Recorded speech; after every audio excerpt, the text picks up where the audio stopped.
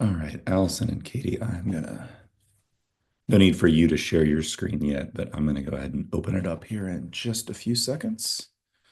And there'll be a minute or so before we introduce you all, so no hurries here. Thanks, John. Sounds good. Yeah. Julie, could you enable the closed captioning? I feel like Zoom changed again in the last uh, week or two, and now I can't. There we go. Thank you. All right, I'm going to open it up here and we will just let it sit for just a moment. And Julie, do you need me to record it or did you already record that? It should be good. All right, then here we go. Good afternoon, good evening, or maybe even good morning, wherever you're joining us from. Welcome to another Duolingo English Test webinar. We will get started here in just another minute.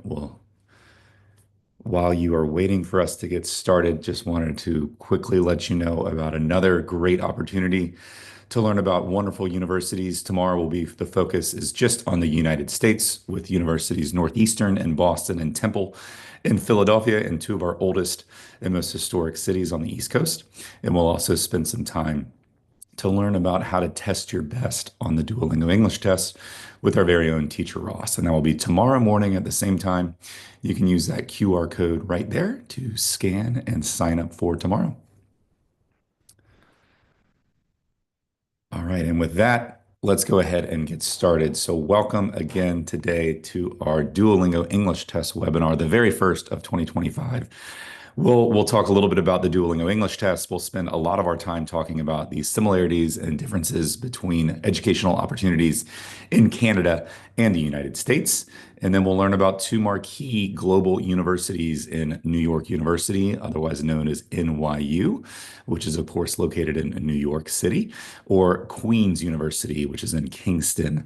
So you have two great chances to learn about two incredible universities today. You can follow up with them, ask them more questions after we're finished today, follow along on their YouTube channels and more to stay a part of the dialogue. And if you are in your final year of high school right now, you can still apply for these universities as well. So let's go ahead and get started. There's the locations I was mentioning. And now let's bring on our incredible experts to hear about Queens and NYU and invite Allison to introduce herself. That's great. Thanks, John. I can't see the presentation right now, so I don't know what's going on with my screen, but that's okay, John. I trust you to advance the slides as we go through. So thanks to John and the Duo team for the opportunity to connect with you all today. My name is Allison Yoakum. I'm the Senior Director of International Undergraduate Enrollment at Queen's University in Kingston, Ontario, Canada. My colleague Katie and I are really thrilled to be here today to be able to talk to you about all of the opportunities in Canada and the United States and the opportunities that reside at our specific institutions. As John mentioned, I'm going to kick it off with some information about studying in Canada. So I'm sure many of you have read some articles or heard some news reports about the updates to Canada's immigration programming, including our study permit program. And I want to reassure everybody on this webinar and anybody who's watching it after the fact that Canada absolutely continues to welcome international students.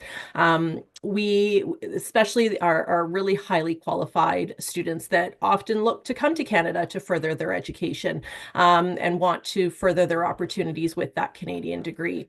In fact, as part of these announcements, over 400,000 new international students are able to enroll in Canadian institutions each and every year. And in 2023, we hosted more than 1 million international students in total.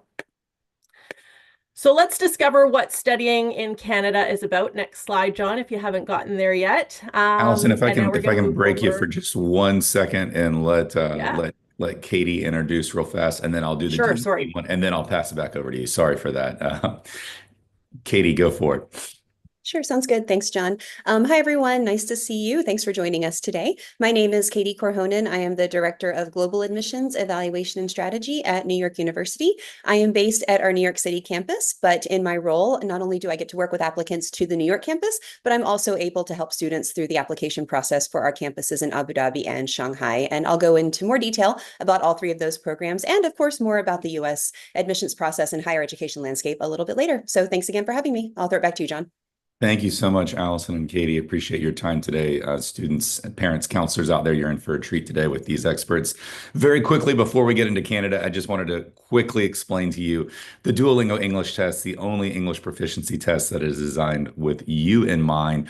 It is convenient, fast, affordable, accurate, and trusted. And so the reminder, the test is available online, anytime, anywhere.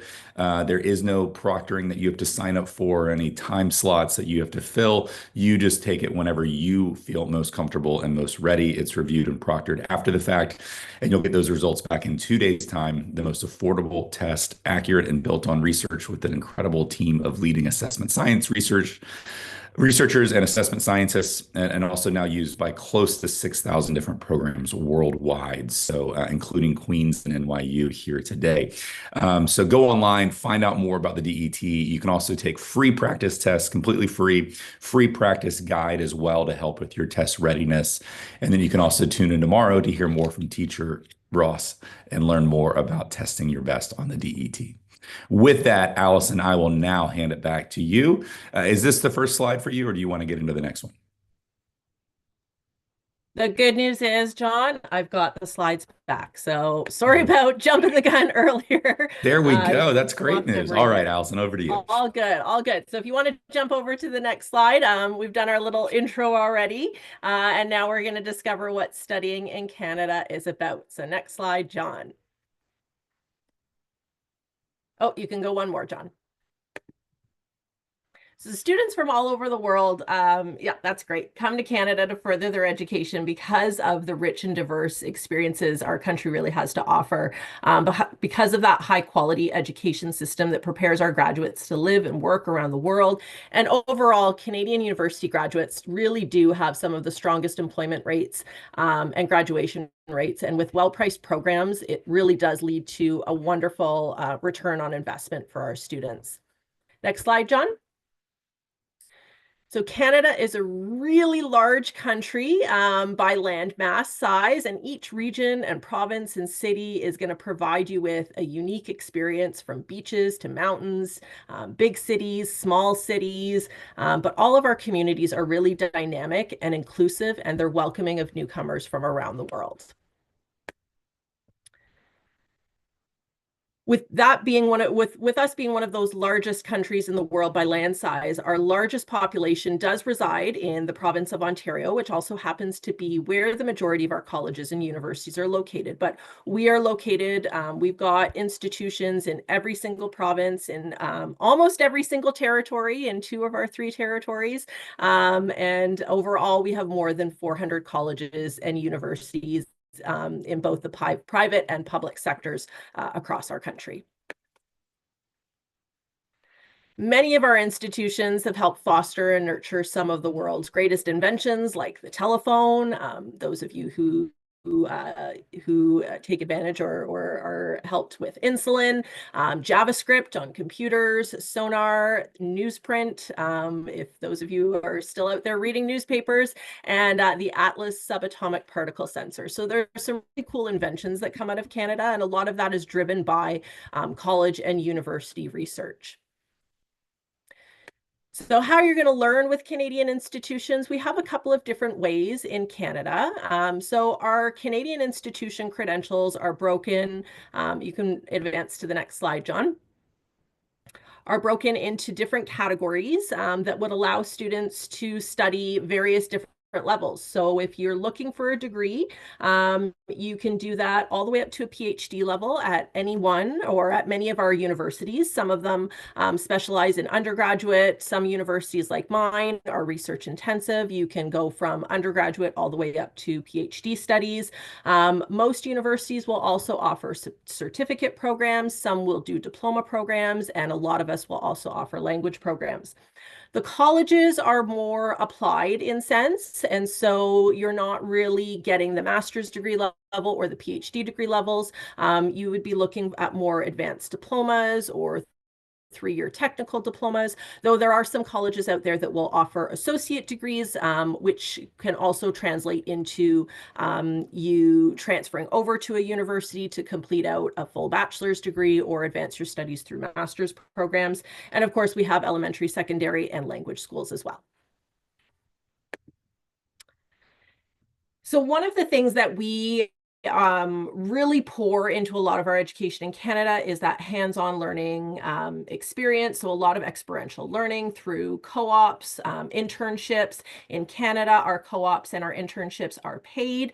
We're legally obligated to do so at the universities, and often the starting salary for an intern can be approximately $40,000 Canadian for 1 year. So that can go a long way to help funding your education. And our research opportunities start at the undergraduate level. So you don't have to be a graduate level student to get involved with research. We have many of our students participating at the undergrad level.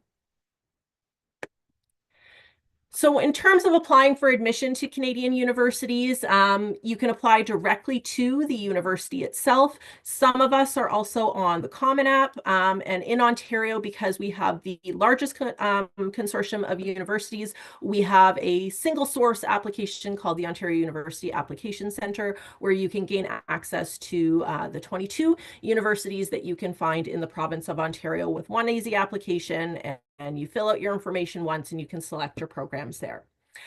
You do want to do your research, making sure that you're looking at what the competitive grade ranges are for admission, what the prerequisite courses are, what the language tests like Duolingo would be, and any supplementary information that's required. The one thing I will say about Canadian admission standards is that the majority of our programs are grades based. We don't do a lot in the essay style for admission. So we're really just looking at your grades and your test scores. There are some more highly selective programs that may ask for supplementary information like an essay, or they might ask for a portfolio. But we don't, as a whole, have a whole lot of holistic admission. Most of our admission is going to be based on your academic merit and your performance in school.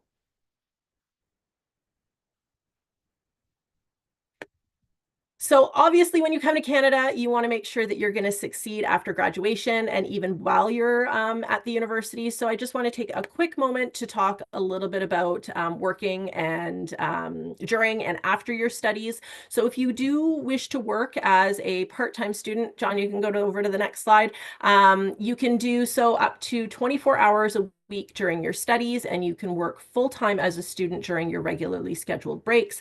Obviously, you can participate in paid co-op and internships and field placements, and documentation can be provided to help support that. And then after your studies, Canadian university graduates are still eligible for the postgraduate workers permit program. There's no restrictions on that. So as long as you're graduating from a publicly assisted or a publicly funded Canadian university degree, you are still eligible for the postgraduate work permit program, and you can find more information about that through our government website. And speaking of more information, just before I hand it off to Katie to talk about the US, a great place to go if you want to learn more about Canada's education system, scholarships as a whole, what types of programs we offer, and who our institutions are. If you go to educanada.ca, that is our national education website. So it covers all of the different institutions that we have in Canada. That's a great place to start. And from there, you can start to filter down what your interests are and gain more information about the institutions that you're looking at. So thank you very much for that little chat on Canada. I'm going to hand it over to Katie now to talk about the US. All right, sounds good. Thanks a lot, Allison. All right, everyone. So just to kind of jump into things, I'll start out by saying that as you can see on the slide, the United States is currently the #1 destination for international students, and you can see that the numbers really showcase that. So as of the last academic year, 2023-2024, according to the Institute of International Education, the United States welcomed just over 1.1 million international students to study, and that, of course, does include graduate students, PhDs, et cetera.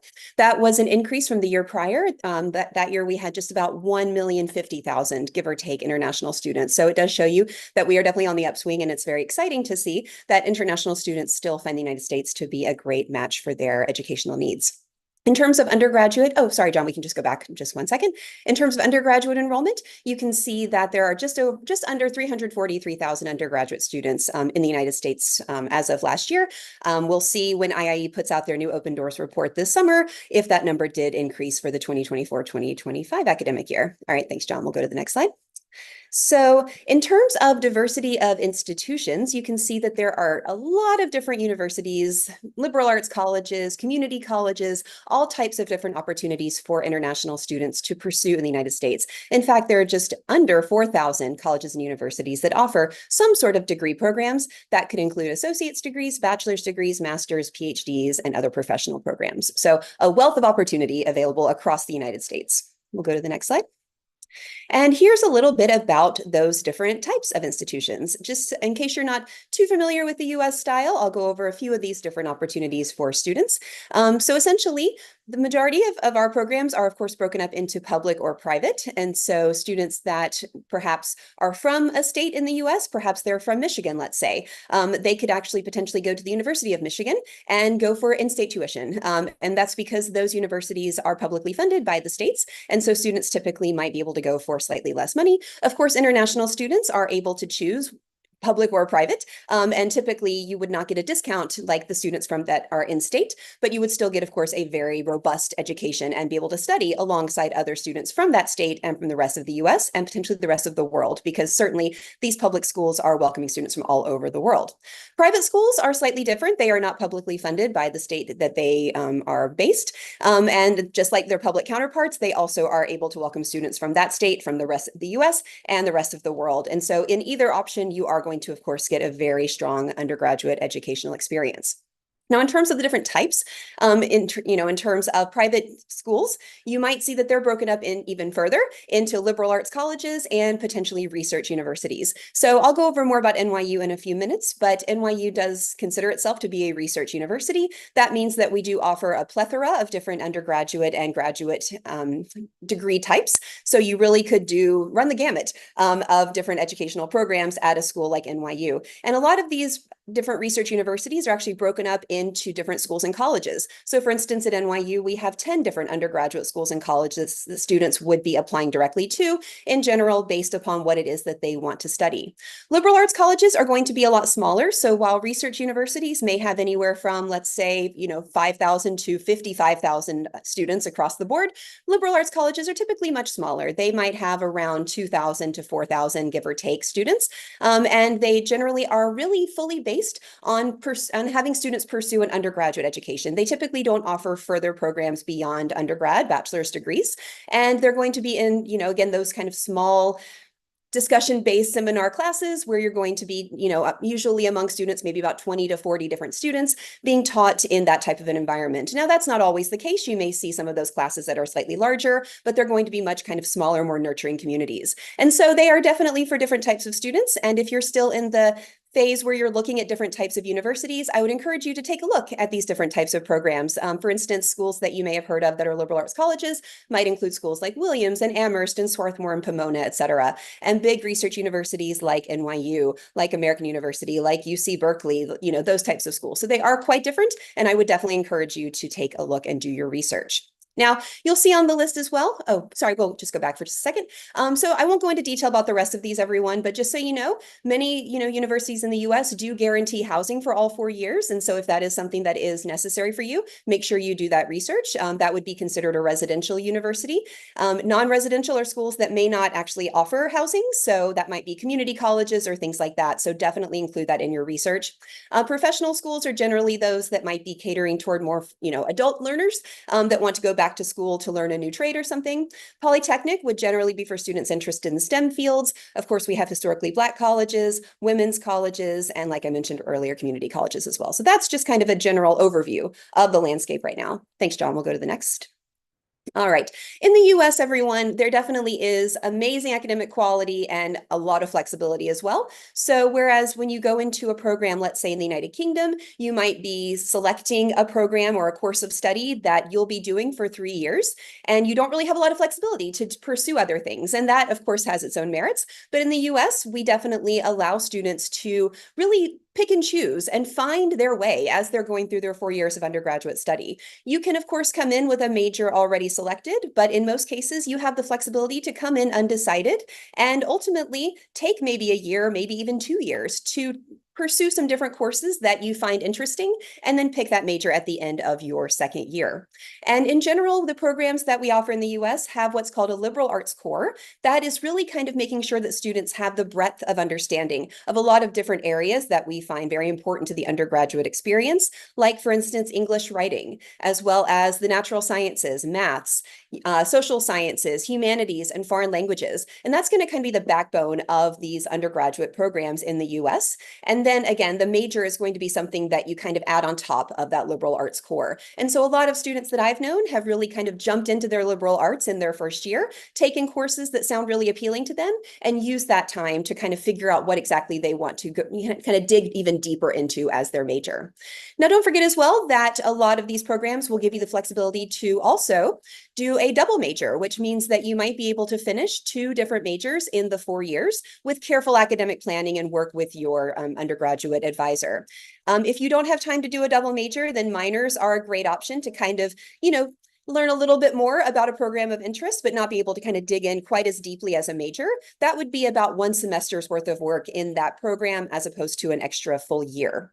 And also you'll see on this list that there are options for potentially double degrees. That might mean that some programs would actually allow students to do 2 bachelor's degrees, perhaps in 5 years, or maybe you want to just stay on for an extra year and do a master's degree or something. There's really, again, a lot of that flexibility. All right, we'll go on to the next slide. And as of course, a huge part of the undergraduate experience in the US is just being a student and being able to get out and learn, be a part of the community. So there's a lot of different ways to do that through research. Many universities will give you the opportunity to work with faculty members or potentially give you a grant to pursue your own research if that's something that's important to you. Of course, all of our programs have amazing career development offices and are able to offer internships to students. And so at NYU, for instance, we have thousands of internships that we find across New York and the rest of the states and the world for our students every year. And our career officers are there to help students every step of the way, from applying for the internships, or even actually from searching for the internships, to applying for them, to learning how to do an interview, that type of thing. And then, of course, offering support during that internship to make sure that they're having a very good experience. Some programs, like my colleagues at Northeastern University, actually implement what's called co-op. And that's actually a paid internship that you do during your undergrad program. And you take time off of your studies to really kind of focus in on that internship. So that's something that you need to look into to see if it appeals to you. At NYU, that's not something that we allow. Students can do internships while they are studying or perhaps over the summer. But, different schools offer different options. Of course, studying abroad is something that we very much encourage at all universities. And so many schools have their own sites abroad. Sometimes they connect with other universities to offer similar experiences to students. But for the most part, there are opportunities truly all over the world that you can do while you are, of course, gaining credit at your US-based school. And of course, all of our programs also have fantastic immigration advisors. And so you don't have to worry about not having support in terms of getting your F1 visa to enter the US. You will have that, that office at the university that you choose that will, of course, help you along the way. All right, we'll go through the next slide. And don't forget campus life and taking full advantage of everything that the schools have to offer. Just a few different things that you can do. Extracurricular activities, very, very important. These universities want you to get out into the community. They want you to make new friends, build new networks. And so they will offer you probably hundreds of different activities that you can do from different, perhaps sports teams to perhaps community service to student government. It really runs the gamut. And so make sure that you're getting involved. Go to the to the club fairs and meet new people as soon as you start at your university.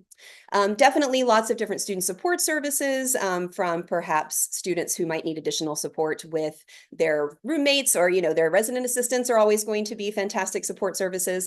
Perhaps you need additional support in terms of tutoring or mentoring, or perhaps you're having maybe a mental health crisis. You'll always have access to these different support services that can assist you as you are going through your time in your university. And you can also see here the list of all the different other resources that schools have, whether it's international student advisors, orientation activities where you really get to know the university as soon as you step on campus. As I mentioned, counseling and health centers, residential life, tutoring, there's all the different things that you could possibly need. And different schools offer different types of support, but I would say you'll be able to get pretty much all of these different things across all the different schools in the US. All right. So let's see. Okay, and so that's my brief introduction into the United States higher education system. So now I will jump into giving you an intro into NYU, if that sounds good. So at NYU, everyone, I think it's important to kind of give you just a super brief history lesson that will give you an idea of how we started and where we got to where we are today. So essentially, NYU was founded just under 200 years ago, back in 1831. I'm very excited to see what happens when 2031 rolls around, and it is our 200th anniversary. I'm sure it will be very exciting around campus. But for now, we're just under 200 years old. And, back when we were founded, our founder had quite a lot of things that he wanted to accomplish, things that he really wanted to implement into the NYU experience. But there are two things that I like to focus on because they were important back then and they are still important today. So the first one that he wanted to make sure that we were able to fulfill was being a university that was really in and of New York City, a school that did not have walls, as the slide says, a school that does not believe in separating students from the rest of the city or from really anything that they want to accomplish. And so back then we were founded in a different part of the city, but today we can be found down at Washington Square Park. And so this image on the slide, and actually the arch behind me, that is Washington Square Park. And while it is a city park, it is kind of our unofficial quad, if you will. And so at any time of day, you'll see our NYU students maybe having a club meeting, maybe having a class, maybe having lunch with their friends. It's a very exciting, very vibrant neighborhood in Lower Manhattan. And right around the park is where NYU finds its various facilities for the most part. And so that's where we're going to actually have most of our first year residence halls, our library, our student center, many of our classroom buildings, labs, gathering spaces, performance spaces, et cetera. And so very much students are really right in the thick of things, right in the city itself, and they can have access to the rest of New York City in a matter of minutes because we are very close to many subways that students can hop on. They can be up perhaps at the Met in about 30 minutes, or they could even walk up to Times Square to see a Broadway show or down to FIDI for an internship or something. So it really just equates to access. And our students really love the fact that they are right there, steps away from the rest of New York City. I'll also mention that, of course, that was important back then. And so, like I said, it is something that is very important to us today. And so we are constantly thinking of new ways to immerse ourselves in the city. And in fact, just about 10 years ago, we founded NYU Tandon School of Engineering in Brooklyn. And so now we have an amazing STEM program that students can pursue various areas like computer science, electrical engineering, et cetera, in another very urban part of New York City in downtown Brooklyn in the Metro Tech Center. And so really the opportunities truly are endless at our New York campus and the rest of our campuses around the world. Now, the other thing I like to mention that is something that was important back in 1831 that is still the same today is that NYU was always meant to be a very diverse university. Actually, our founder said that we would be a school that was graciously open to all. And again, that is still something that we value. And so NYU is arguably one of the most diverse universities in the world. We actually don't have an ethnic majority on our New York City campus. And our students come from actually all 50 states and about 125 foreign countries, which really does mean that we welcome the most international students of any US institution. And we're very proud of that fact. And we are constantly making sure that we are out on the road, that we are meeting international students, we're making these connections, and that we're able to continue to have such a large and robust international population. Okay, we'll go to the next slide. Now, you've heard me say already our campuses. I've talked about them a lot. So it is really important to know that if you are an NYU student, it doesn't matter where you are in the world, you are always at NYU. You're always a member of our community. So remember that if and when you do apply to NYU, you actually will be applying to one, two, or all three of our degree granting campuses. And so, back in around the early 2000s was when we really started to make a lot of changes. And we went from being a school that was in and of New York City to a school that was in and of the great cities of the world. And so back in 2010, we founded NYU Abu Dhabi as our second degree granting campus and our kind of the first school in the Middle East that was an American liberal arts university that welcomes students from all over the world. And so again, it is our second degree granting campus, which means that students would, if they're admitted there, they would go to Abu Dhabi. They would spend most of their 4 years of undergrad study there. And ultimately they would graduate from NYU Abu Dhabi with an NYU degree. Now, of course, they can study abroad during their time there, but that is going to be their home campus in the UAE. Now, the same thing goes for our campus in Shanghai. So if any of you are thinking you might want to spend the majority of your 4 years of undergrad study in China, then NYU Shanghai is an amazing program for you. It's similar to Abu Dhabi. Students are going there for most of their time. They can study abroad, but ultimately they will get their degree from NYU Shanghai. So as I said, if you are admitted to NYU, it is to one of these three locations, and then you can decide if it's the right place for you. And if so, you would again go there in your first year, and you would start building your community and taking your courses again as a first year in that location.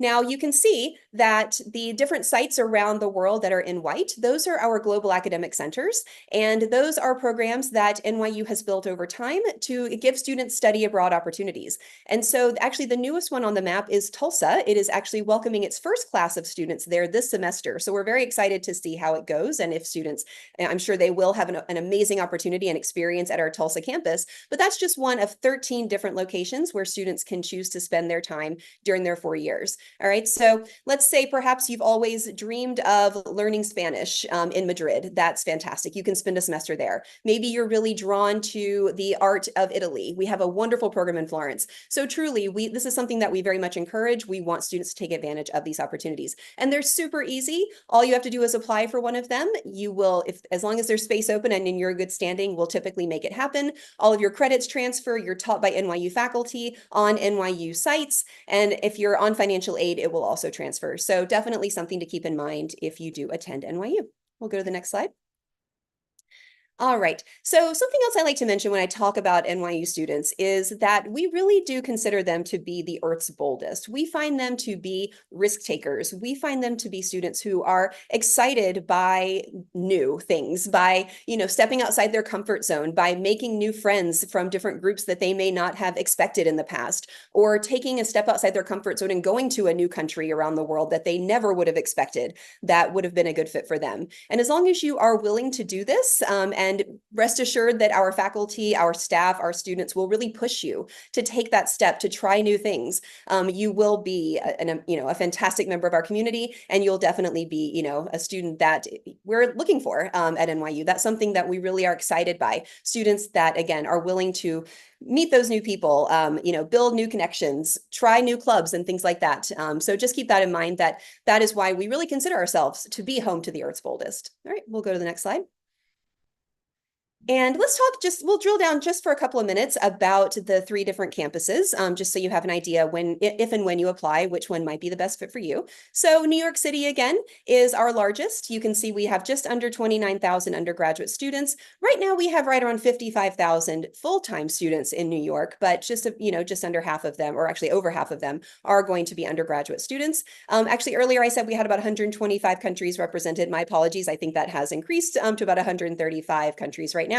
And as I said earlier as well, there are 10 different schools and colleges. So do keep in mind that if you apply to NYU, everyone, to our New York campus, you are going to have to pick one of those 10 schools to apply to. So you can't just apply to NYU in general. You are going to have to say, okay, I want to be at Tandon. I'm excited by these STEM fields, and I really want to live in the Brooklyn campus. Or I have always dreamed of being a filmmaker, so I'm going to apply to the Tisch School of the Arts. Or perhaps I'm dying to be a social worker. That is something that I've, really been passionate about, for the last few years. So you can apply to the Silver School of Social Work. Whatever the case may be, NYU probably has something that you're looking for with over 275 different majors. We definitely are home to many different programs in terms of liberal arts and professional schools. Do keep in mind as well that students can ultimately select other programs that they might want to be considered for, but in general, we are really only considering them for their first choice program and major in the New York campus. If you do put a second and third choice campus, then it is possible that you could be admitted to an alternate campus, but it is rare that students would be admitted to an alternate major in New York, except for the Liberal Studies core program, which I do like to mention, because if you're applying to NYU this year, if you're still holding out, do know that even though our deadline passed a couple of days ago, it is still open, so you can actually still apply today if you'd like. But as you're filling out the Common App, you will actually see a question about the Liberal Studies core program, and it says, if you're not admitted to your first choice program, would you like to be considered for liberal studies? And I would definitely recommend that you select yes, because it's another fantastic program. It's our second largest incoming first year class, and students are doing their liberal arts core in their first 2 years, and then they finish their major in their final 2 years. So definitely think about it. If it sounds good for you, make sure to select that yes to that question. And also, we let students in liberal studies go abroad in their first year to London, Madrid, or Florence, or if they want to stay stateside, of course, they can come to New York or even DC. So you can also tell us on the application which campus or campuses are of interest to you. We'll move on now to our Abu Dhabi campus and Shanghai. So you can see here that those campuses are a lot smaller than our campus in New York. Both of them have just right around 2,000 undergraduate students, give or take. In Abu Dhabi, you'll see that there are right around 125 countries represented. And you can also see that we've been graduating students for just about 10 years at this point. And over that time, we have had a huge number of Rhodes Scholars. Right now, it sits around 18 or so, but I'm sure that number will continue to increase over time. In Abu Dhabi, we have right around 25 different majors in the liberal arts, engineering, various humanities and social science majors as well, and the arts. And we are located on Saadiyat Island, which is an island that has really kind of come to life over the past 10 to 15 years. Even though we were the first place to plant, or the first institution to plant roots, it has really kind of just been building up right around NYU Abu Dhabi for the last few years. And now it is really the arts and cultural hub of the city of Abu Dhabi. So students that go there really have access to everything that Saadiyat and the city has to provide. They also have access to Dubai and the rest of the region. So if you are interested in Middle Eastern studies or learning more about that area, definitely consider Abu Dhabi. And NYU Shanghai, you can see is a little bit different, with about 50% of the class coming from China and 50% from the rest of the world. But if you are an international student, you will graduate with Mandarin proficiency. And do know that our campus in Shanghai is on the Pudong side of the river, in the kind of southern part of Pudong in the Qiantan district. And we have a beautiful new purpose-built campus that just opened last year. So it's a really exciting time at NYU Shanghai. All right, we'll move forward to the next slide. And you can see that all of our campuses are definitely in very select and purposeful areas where we do believe that students have access to amazing resources all over the area and the rest of the region as well. So whenever NYU decides to go into a new position or a new space, a new area, we're always making sure that those opportunities are around and that students will always be positioned to thrive. So we'll go to the next slide. And let's talk about the application process for just a couple of minutes. I know I'm running low on time, but we'll go to the next slide and you can see a few different things about the application process at NYU. So first and foremost, you do need to submit the Common Application. So I know Allison mentioned the Common App earlier. This is the one way to apply to NYU and to many US universities as well. But my advice to you, if you're thinking about the US, make sure to go to the school's websites because we don't all accept the Common App. There are some schools that are on the Coalition app, some schools that have their own applications, so it does vary from one place to the next. But at NYU, make sure to submit the Common App by the deadlines on the screen. So as I said, we are still open for this year. So if you are kind of, thinking right now that NYU is a good place for you, if you're a senior, but you haven't applied yet, go to the Common App, add us as your regular decision school, and we will continue to accept the application for at least the next 48 hours or so. But on the app, you need to submit choose your schools, colleges, and campuses of interest. You will have to submit the self-reported academic record or the SRAR. That is through your portal after you apply. And test scores are currently optional for students applying for this year.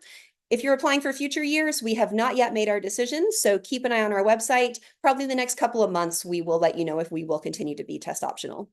In addition, we require one recommendation letter, so that is all you have to send. It can be from anyone in a position of authority in your life, whether it's a teacher, a counselor, a mentor, a person who works for the clergy, perhaps it's a coach, anyone at all is fine with us. And if you are applying to any kind of artistic program in Tisch or in Steinhardt, there will be a portfolio or audition that is required. So make sure to put your best artistic foot forward because it is going to be a very important part of the admissions process. If you did actually already apply Early Decision 2, do know that it is a binding program. And those of you who are applying in the future, Early Decision 1 and Early Decision 2, students are telling us that we are their first choice and that they are ready to commit if they do ultimately get admitted. All right, so it's a big decision. Make sure to talk to your family about it and your counselors before you make that commitment to applying Early Decision. And Regular Decision, of course, is non-binding, and we give students until about May 1st if they are admitted to make their decision. They will get a decision by April 1st. Now, in terms of the higher education landscape in general for the US, not all schools offer Early Decision. Some schools offer what's called Early Action, and that is a non-binding early program where you would get a decision before April 1st, but still have until May 1st to make your decision. NYU does not offer that, so do remember that there are the two different programs, Early Action and Early Decision. All right, next slide. And we'll finish up here, everyone, super quickly about scholarships and financial aid at NYU. If you are a US citizen or permanent resident, you can file the FAFSA, that is the free application for federal student aid that could make you eligible for grants or federal loans or work study, which means that you would get a job on campus to get that money. If you are not a US citizen or permanent resident, no need to worry. Every applicant to NYU can submit the CSS profile, and that would make you eligible potentially for need-based financial aid. At NYU, we do not offer merit scholarships anymore. So if you do have a need for a scholarship, it is imperative that you submit the CSS profile by the stated deadline. Please do not forget to do it, or do not submit it even a day late, because by doing that, you would then unfortunately not be eligible for financial aid for your first year or really any subsequent year. NYU is actually able to meet the full estimated need of all students that are admitted to the New York and Abu Dhabi campuses, but they have to submit that CSS profile. So please, please don't forget. All right. And that, I think, is my last slide. So at this point, I will throw things back over to Allison to tell you more about Queens. So thanks, everyone. Allison, take it away. That's great. Thanks so much, Katie. NYU sounds like such an awesome and great experience. So good luck to those of you that are looking at NYU. I'm going to take some time now to quickly talk about Queens, which is a glimpse at a medium-sized institution in a more residential environment in Canada. So quite the opposite experience to what you might find at NYU, but two equally great options for students. So next slide, John. So just some quick facts about the university itself. Queen's is a top 200 ranked university in the world. We're top 10 in Canada with the QS World University Rankings. We have more than 3,700 international students on our campus, representing over 119 different countries. We are a U15 member, and what that means for students like you is if you're interested in research in Canada, we're an exceptional institution to consider. There are 15 of us in Canada that consider ourselves the big 15 research institutions, dedicating resources and the output of research that we put into the industry. And so Queen's is a member of that consortium. Obviously, when you're looking at coming to university, you've got an end goal in mind, whether it's going off to graduate school, doing your PhD, going to med school, going to law school, or ultimately getting a job. And Queen's has some of the highest employment rates, not only in Canada, but also in North America, with about a 92.9% of our students being employed within 6 months of graduation. Many of our students are also going off to their master's programs, PhD, med school, law school, all of those things. Some of them they can stay on at Queen's to do as we go all the way up to PhD studies, and we do have a medical school and a law school on campus.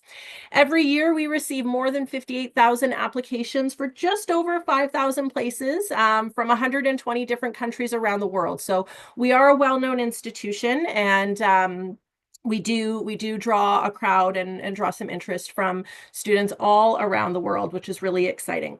Next slide, please. Just a couple of other facts to mention here. For those of you interested in graduate level studies, we are the #1 ranked MBA in Canada. If you're you want to be a CEO, we've got really great track record there with a number of our students going off and opening up their own companies or working into that kind of C-suite level roles. We are a top 50 global ignition school, meaning we've got a great incubator for those of you that are entrepreneurial in nature and looking to start up your own business. And of course, going back to some of those end goals, when you're looking at institutions, it's really important to consider your success at that institution. So we really promote and support our students throughout their journey at Queen's, which leads to really great retention rates, some of the highest in Canada and the highest in the U15, and our graduation rate at about 86.3% within 4 to 5 years of starting their degree. So coming to Queen's is really a strong investment for you to continue your future goals and get to where you need to go. For those of you that have a passion for sustainability, just a little plug here to say we're 8th in the world in the Times Higher Education Impact Rankings. So sustainability is really important to you. It's a measure of success for universities who are looking at the UN, the United Nations Sustainable Development Goals, and their work towards advancing that.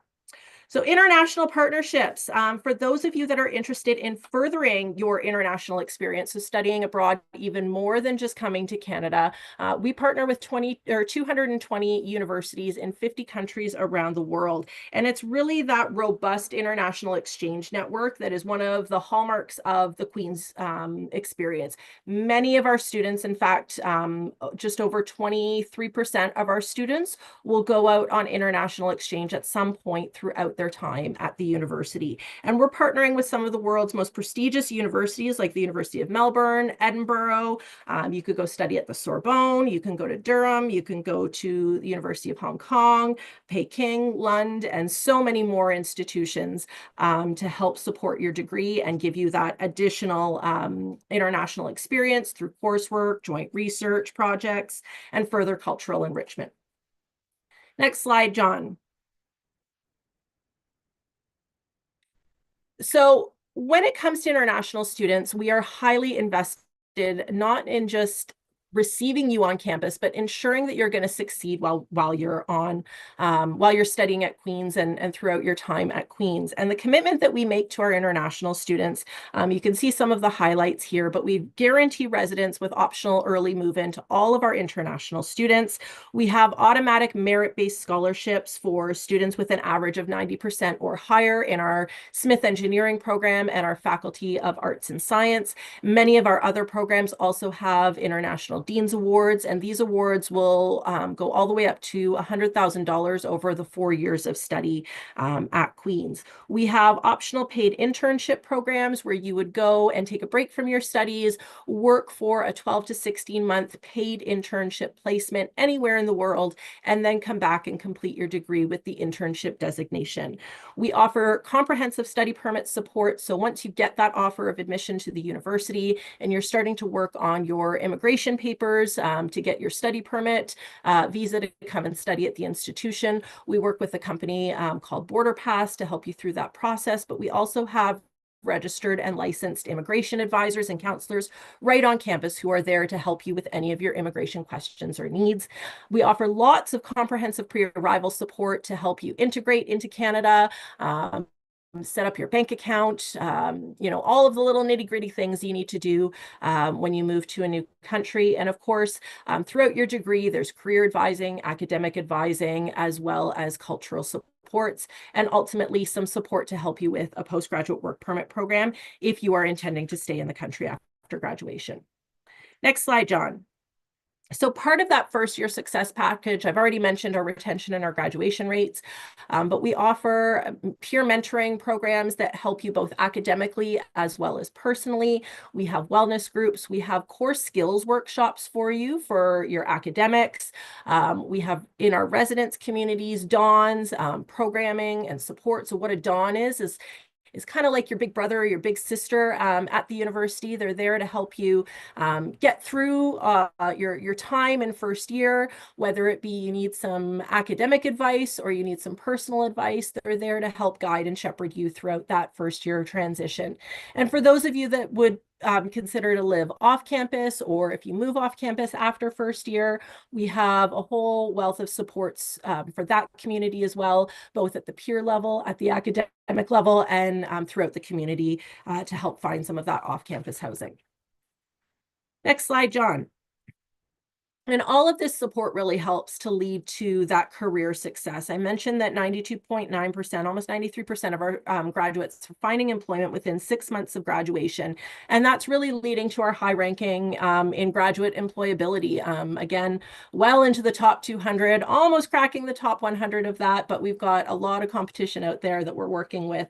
Our graduates work everywhere in the world. They're at Apple, they're at Facebook, they're at Microsoft, NASA, Goldman Sachs, KPMG. If anybody is joining us from Korea right now, the CEO of Microsoft in Korea is a Queen's graduate. We've got Queen's grads in Hollywood, in all the major banks worldwide. So there's really not a country or a place or an industry that Queen's grads aren't found. And they're a really welcoming alumni group that's there to help you advance your career and take that next step into your life after graduation. So in terms of the academics, the excellence that we have at the university is something that we're really well known for, our exceptional research. And we're really proud to have a really great quality, highly qualified profs and professors who are leaders in their field. They really participate in a wealth of vibrant research opportunities. The culture of research on our campus is really evident throughout our academics. It starts at the undergraduate level and continues throughout our master's and our PhD programs. Undergrad students are helping in master's and PhD labs, and when the master's and PhD students are in their programs, they're coming back and contributing, and they're teaching assistants at the undergraduate level. So it really provides this nice ecosystem of research if that's an area that you're interested in. But even if you're not interested on the research side of things, knowing that you are being taught by some of the world's leading researchers in those fields is a really exceptional opportunity. We've got great advancements happening right now in cancer research, in biodiversity research. In 2015, we won the Nobel Prize in physics. One of our profs, Dr. Art McDonald, won the Nobel Prize. So we're really, like I said, when we say that we're leaders in our field, we're doing some really high quality, exceptional research to help really tackle the world's most wicked problems out there in advancing some of the UN SDG goals. There are a wealth of programs that we have, and I'm not going to name all of them because in the Faculty of Arts and Science alone, there's over 2,600 different degree combinations that you can make. But we really promote choice and flexibility in our programs and our degrees. And I encourage you to hop online to our program finder tool where you can do a full search of all of the different undergrad, graduate, and PhD programs that we offer. You can mix and match. You can do straight degrees. You can do double degrees, you can do majors, you can do minors, you can add a certificate in there. So there's really no limit to the combination that you can make with the options that we have on our campus, really allowing you to focus in and mix your passions together or focus in on one specific subject.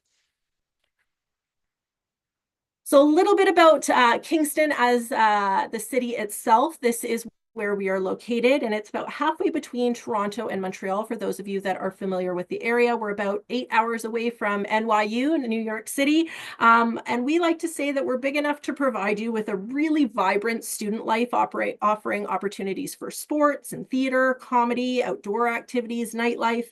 But we're also small enough to be walkable, safe, and really provide that supportive community atmosphere. Next slide, John. Our campus is more than 183 years old and is one of the oldest in Canada, so not quite as old as NYU, but almost. And we're really that nice blend of old historic limestone ivy-covered buildings with new state-of-the-art labs, classrooms, and facilities that are housing support services that provide you with that incredible space to live, study, and play.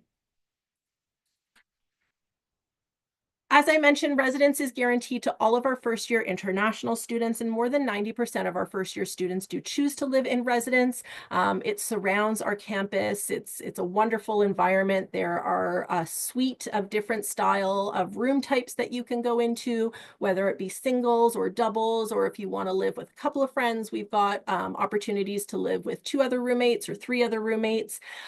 We have more than 4,900 students in our residence facilities. As I mentioned, the Dawn system that really gives you that big brother or big sister built into the residence facilities so that you've got somebody to go to and you've got that instant connection right on campus, just down the hallway from you. And it is a great environment. After first year, most of our students will choose to live off campus in the surrounding community. And we do have dedicated off-campus living advisors to help you find that support and help you find that apartment or that house that you're going to move into. So it's a well-supported environment. And I know we want to leave a little bit of time for questions, so I'm going to move very quickly into how to apply. So obviously, the first thing you want to do, review those admission requirements, submit your application by February 1st. You can do that either through the Ontario University Application Centre. We are also present on the Common App as well. We do have a direct to Queen's application. Some of our programs will remain open until March 1st, so you can go online and check what programs those would be. Submit your required documents no later than March 31st if you want to get an offer by mid-April to contend with that May 1 decision deadline date. You really need to get us your documentation as early as possible, but no later than March 31st. We do have some supplementary applications for our commerce program, our nursing program, and our health science program, and those are due February 15th. So if you're considering those programs, please do get your application in by February 1st. And once everything's submitted, make sure you monitor your application status by email. That's the first place that we are going to update you about your status at Queen's and your offer of admission.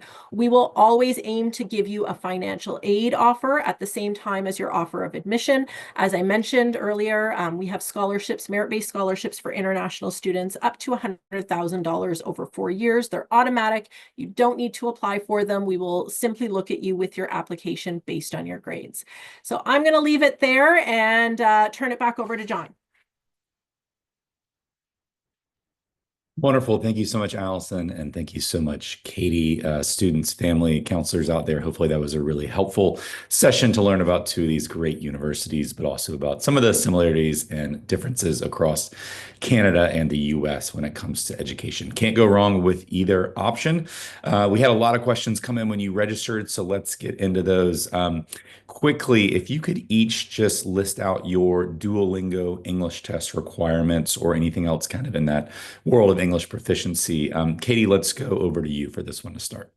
Sure, sounds good. So yes, NYU, of course, does accept the Duolingo English test. And to be competitive, we are asking students to submit scores, hopefully around a 135 overall. And then within the subscores, we would like to see around 130 plus across the four, but those aren't going to be any kind of requirements or minimums. That's just to make students competitive. We would be looking for those scores. And in terms of the other tests, I can put a link in the chat to our English language process and policy. Oh, thank you so much. Appreciate Sure. that. And Allison, what about at Queens? What will you? Yeah, at Queen's, we're looking for a minimum score of 120. We're currently not looking at the sub-scores, so we're just looking at your core raw score. And for students who are just below or who don't have the scores of the 120, we do have an English language bridging program that would allow you to come to the university, start some English language supports, and then transition into your academic degree program. We do not Wonderful. have a program like that. Just putting that out there. We had some questions about the transition into college. So I was wondering what advice you have as far as advice to make the most seamless transition possible. It's difficult to uproot and leave your home, your community, and then come to a new country, a new place, new city. So what are some advice? What are some of the pieces of advice that you might have for these students out here? Maybe I'll jump in first. Sure. My biggest advice to the prospective students out there is to talk to current students, especially if you've got current students from your home country. Most of the universities do have student ambassadors or international student ambassadors, and that's a great way for you to get a student perspective to the transition. The other piece I would say is to ask questions and ask for help. In a lot of cultures and a lot of societies, it can often be seen as a negative thing to ask for help in Canada, and I'm sure it's quite similar in the United States. We want you to ask for help. We've got advisors, we've got counselors, even your professors are there to help. They've got office hours. So we're really just looking for you to self-advocate, raise your hand and say, hey, I have a question, or hey, I need some support. And I know that we're all going to step up and be there to help guide you. Yes, I would totally agree. Yeah, with Allison. So same at NYU and in the US. The only thing I would mention and add to that is, a lot of the universities will be reaching out to you over the summer, obviously offering support with visas and everything. So, don't miss any of those times or deadlines or whatnot. Make sure that you, as Allison said, you go back, ask questions if you need clarification, and that you attend the events that they're hosting. So some schools might be doing online orientations where you can, connect with, other students that are in the same boat as you, that type of thing. So don't forget about those. And certainly as soon as you get on campus, take part in everything that is offered. Don't just sit in your dorm room and wait for people to come to you. You need to take that step, get out there, make those connections, and attend as much as you can to start to really build that community once you arrive.